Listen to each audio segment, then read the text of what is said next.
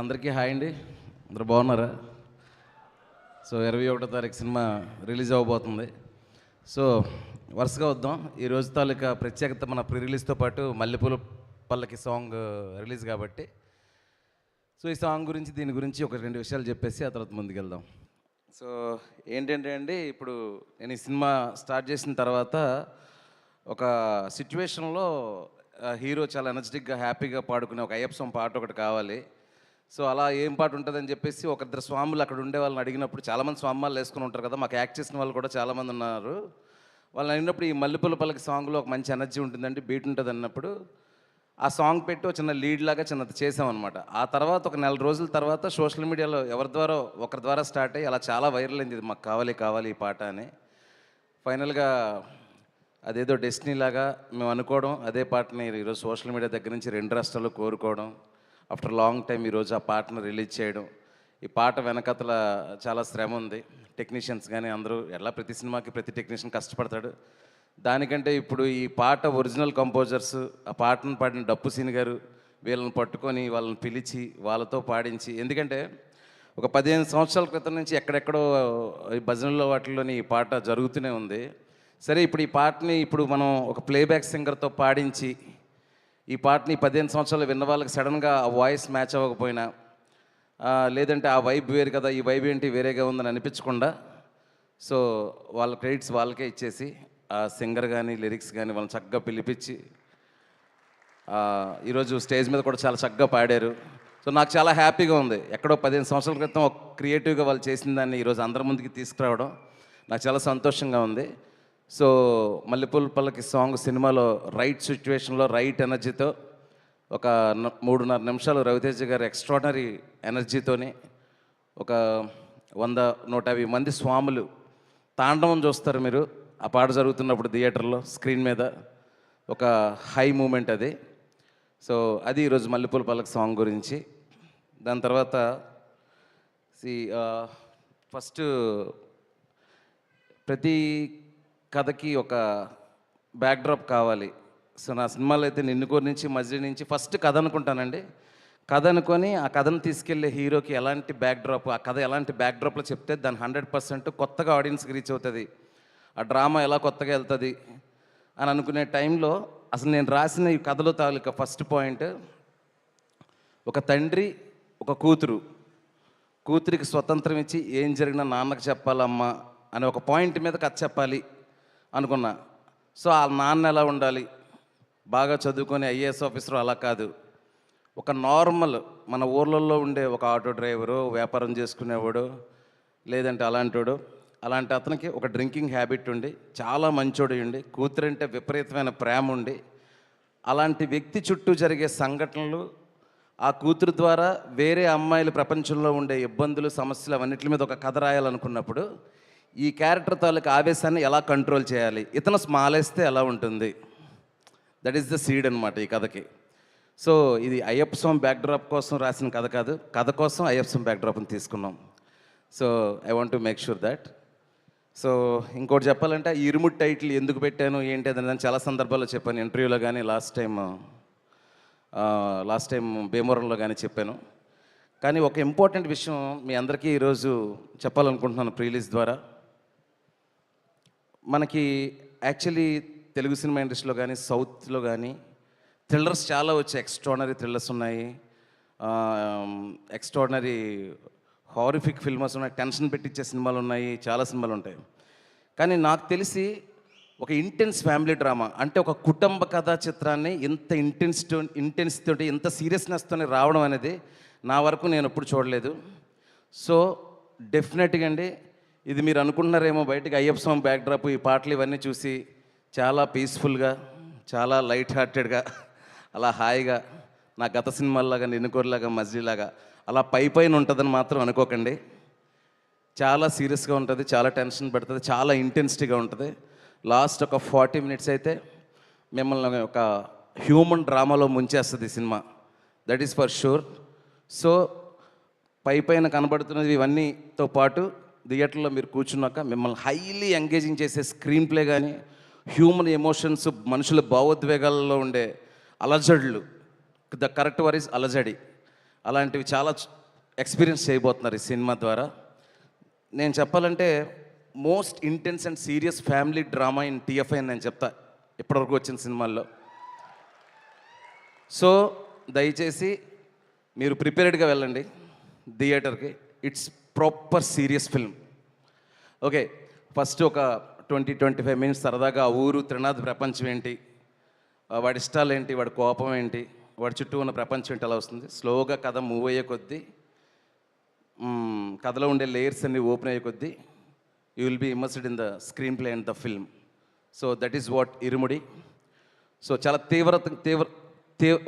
మనుషుల భావోద్వేగాల మధ్యలో తీవ్రత చుట్టూ జరిగే కథ ఇరుముడి అనే సినిమా. బయటకు వచ్చినప్పుడు మాత్రం ఒక ఎక్స్ట్రాడినరీ ఎమోషనల్ ఎక్స్పీరియన్స్ ఉంటుంది. అట్లీస్ట్ ఒక 10-15 మినిట్స్ ఒక చిన్న ఎమోషనల్ ట్రాన్స్ ఉంటుంది. That is for sure. So ఇది సినిమా గురించి. ఇప్పుడు ఇంకొక విషయం ఏంటంటే, ఈ సినిమా నాకు తెలిసి లాస్ట్ డిసెంబర్లోని జనవరిలోని స్టార్ట్ చేసాము, క్విక్గానే ఫినిష్ చేసాము. దానికి కారణం ఏంటంటే, రవణ సినిమాలు ఇప్పుడు క్విక్గానే అయిపోతాయి, ఎందుకంటే ఆయన ఎప్పుడు గ్యాప్ తీసుకోడు, ఎవరికి గ్యాప్ ఇవ్వరు కాబట్టి.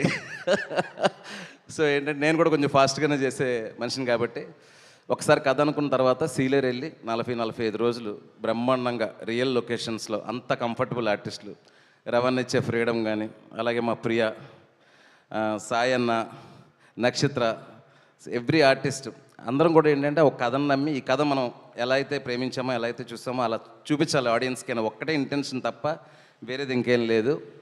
సో ఇంకా కమింగ్ టు ఒక్కొక్కరి గురించి చెప్తే ఇంతమందితో ఇంత అటాచ్మెంట్ ఉంది, చాలాసేపు చెప్పాలి.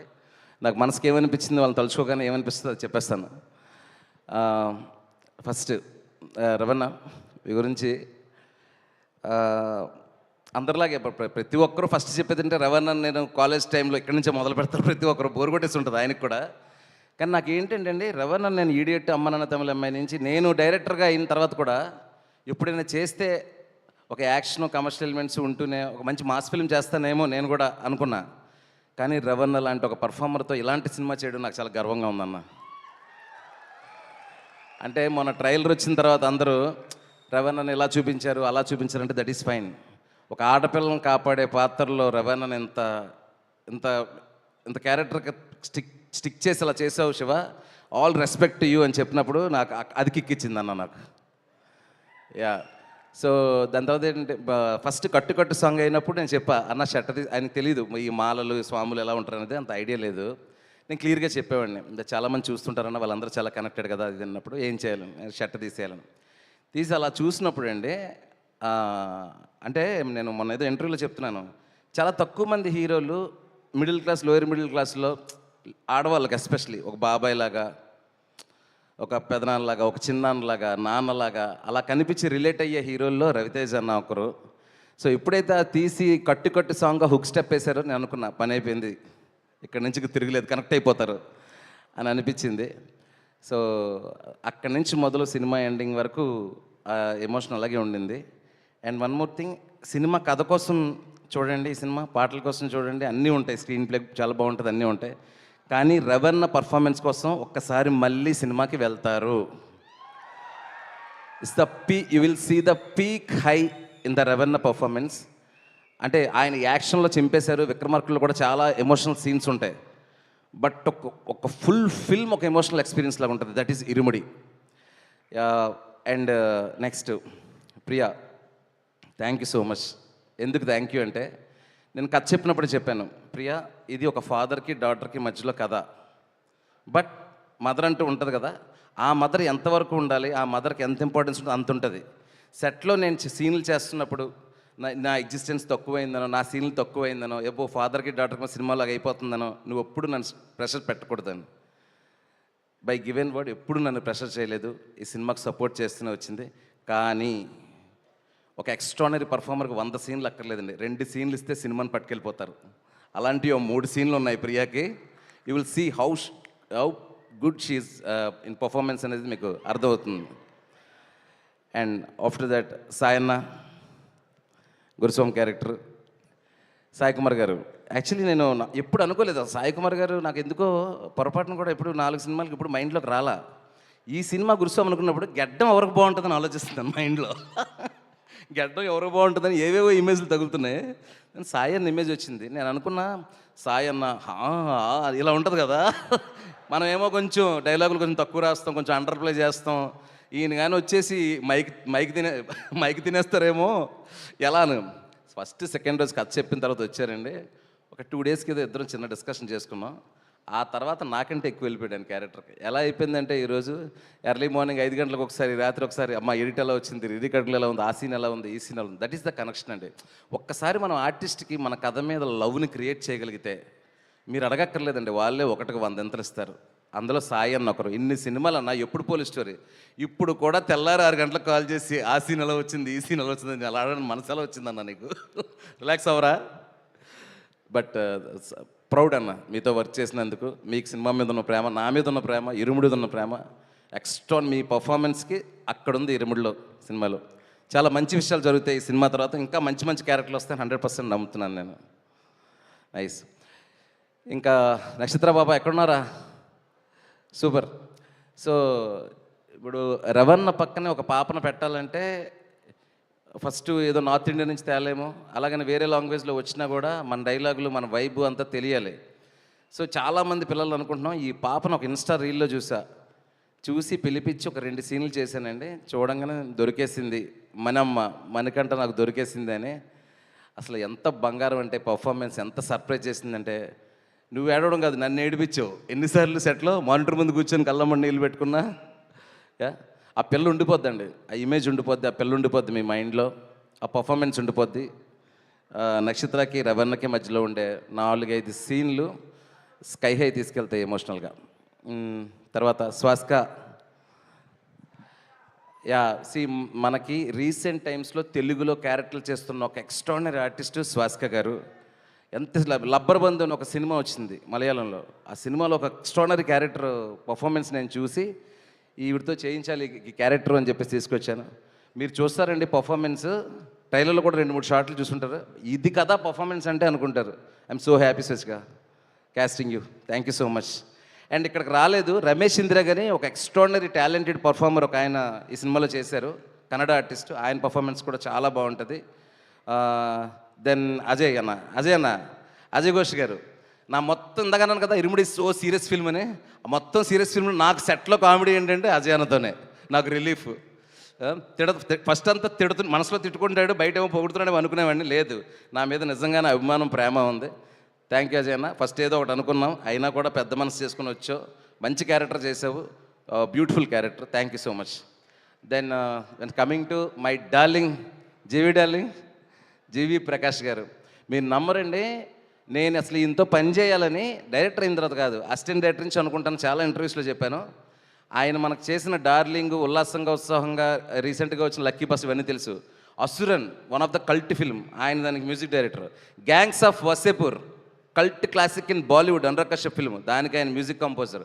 ఆయన చెయ్యింది లేదు, చూడంది లేదు. మెలడీస్ అయినా, యాక్షన్ అయినా, ఇదైనా. మన ఇరుముడు సినిమాలో ఏంటంటే ఒక రానెస్ ఉంటూనే ఒక మెలడీ కావాలి. ఒక పక్కేమో చాలా రాగా డార్క్ ఎలిమెంట్స్ అంతా ఉంటాయి, ఇంకో పక్కేమో చాలా బ్యూటిఫుల్ కూతురు మెలడీస్ అన్నీ ఉంటాయి. దాన్ని మిక్స్ చేయడానికి ప్రాపర్ నాకు కంపోజర్ కావాలి. ఎవరు అంటే జీవి గారు నాకు దొరికారు. Love you darling. నిజంగా నిన్న నైటే 8 రీల్ ఫినిష్ అయింది మ్యూజిక్. ఒక్క హగ్గించుకున్నాం, ఇద్దరం ఎగ్గించుకొని కొడుతున్నామని చెప్పేసి అనుకున్నాం జీవి నేను. So thank you so much darling. నేను నాకు వర్డ్స్లో ఏం చెప్పాలో. Thank you, love you so much. అయిపోయింది. సో ఏం లేదు, ఇంత కష్టపడి పని చేశారు, మీకు బాగానే ఉంటుంది. మీరు వెళ్ళిపోతారు ఫంక్షన్ నుంచి, ఆ తర్వాత చెప్పలేదు నాకు గిల్ట్ తినేస్తుంది నాకు.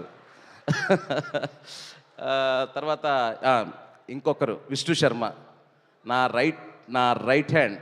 Darling please stand and show your face.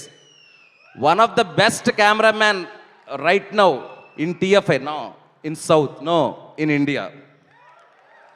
That guy is amazing. మీరు సినిమా చూడండి, సినిమాటోగ్రఫర్ గురించి పేజీలు రాస్తారు cinematography. Thank you darling, thank you so much.